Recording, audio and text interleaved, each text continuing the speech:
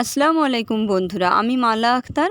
মালার রান্নাঘরে আপনাদের সবাইকে ওয়েলকাম। আশা করি আপনারা ভালো আছেন। আজকে আমি আপনাদেরকে একটা মুখে লেগে থাকার মতো মাছের ডিমের কোপ্তাকারি রেসিপি দেখাবো। তাহলে চলুন রেসিপিটা দেখে নিই। প্রথমে আমি একটা কড়াইতে কিছুটা জল গরম করতে দিয়েছিলাম। তারপর তাতে একটু নুন আর একটু হলুদ দিয়ে তার উপরে মাছের ডিমটা দিয়ে দিয়েছিলাম। এবার তার উপরে সামান্য পরিমাণে লেবুর রস দিয়ে ঢাকা দিয়ে 2 থেকে 3 মিনিট ভালোভাবে ফুটিয়ে সেদ্ধ করে নিয়েছি। এবার গ্যাসের ফ্লেমটা একেবারে অফ করে দিয়ে একটা স্ট্রেনারের সাহায্যে ডিমটাকে জল থেকে ছেঁকে নিতে হবে। তারপর যখন ডিমটা একেবারে ঠান্ডা হয়ে যাবে সেই অবস্থাতে একটা প্লেটে ট্রান্সফার করে নিয়েছি। এবার তার উপরে একটা সেদ্ধ আলু, কিছুটা পেঁয়াজ কুচো, কিছুটা আদা রসুনের পেস্ট আর একটু জিরের গুঁড়ো, অল্প পরিমাণে ধনের গুঁড়ো, স্বাদ অনুযায়ী নুন, লঙ্কার গুঁড়ো আর কিছুটা বেসন দিয়ে খুব ভালোভাবে মিক্সড করে নিতে হবে। এবার সব কিছু মিক্সড করে নিয়ে আর বেশিক্ষণ রাখা যাবে না। তারপর একটা ফ্রাই প্যানেতে কিছুটা সরষের তেল গরম করে বড়াগুলো এক এক করে দিয়ে দিতে হবে।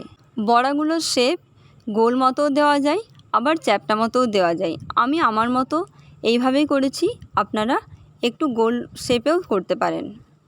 এবার এক পিঠটা ভালোভাবে ভাজা হয়ে গেলে আরও এক পিঠটা উল্টে নিয়ে ভালোভাবে ভেজে নিতে হবে।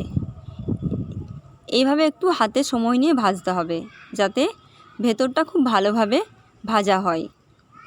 এই রকমভাবে সমস্ত বড়াগুলোকে ভেজে নিতে হবে। ভিডিওটির শেষে ছোট্ট করে একটি লাইক করবেন। আর যারা আমার পুরনো বন্ধু আছেন তাদেরকে পাশে থাকার জন্য অনেক ধন্যবাদ।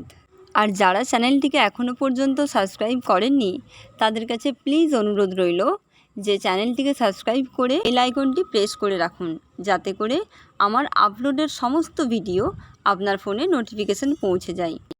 এবার বড়াগুলো সব ভাজা হয়ে গেলে এক এক করে তেল ঝরিয়ে তুলে নিতে হবে।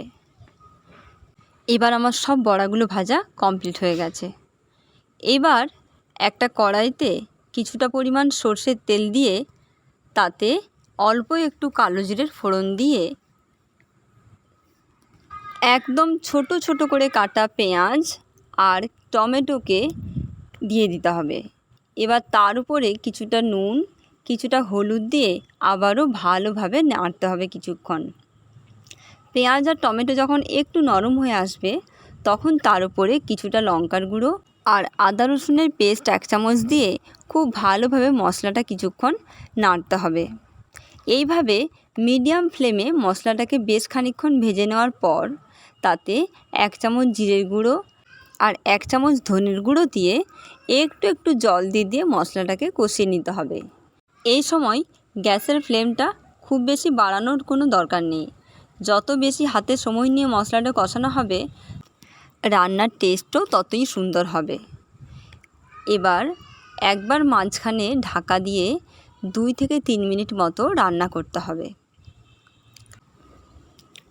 এবার ঢাকা খুলে খুব ভালোভাবে যখন মশলাটা কষানো হয়ে যাবে, মশলার গা থেকে যখন তেল ছেড়ে আসবে সেই সময় একটু জল অ্যাড করে, যাতে ঝোলটা যে পরিমাণে থাকবে সেই রকম জল অ্যাড করে নিয়ে জলটা খুব ভালোভাবে যখন ফুটে আসবে তখন আগের থেকে ভেজে রাখা বড়াগুলো দিয়ে দিতে হবে।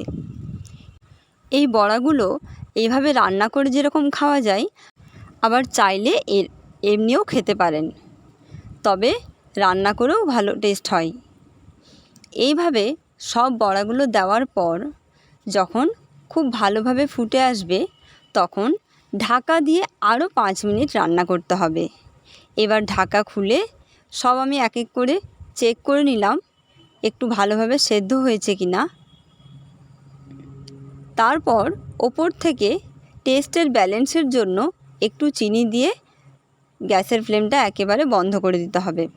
তাহলে আজকের ভিডিওটা এই পর্যন্তই। আবার আসবো অন্য কোনো দিন নতুন কোনো ফ্লেভারের রান্না নিয়ে। ততক্ষণে সবাই সুস্থ থাকবেন, ভালো থাকবেন। ধন্যবাদ।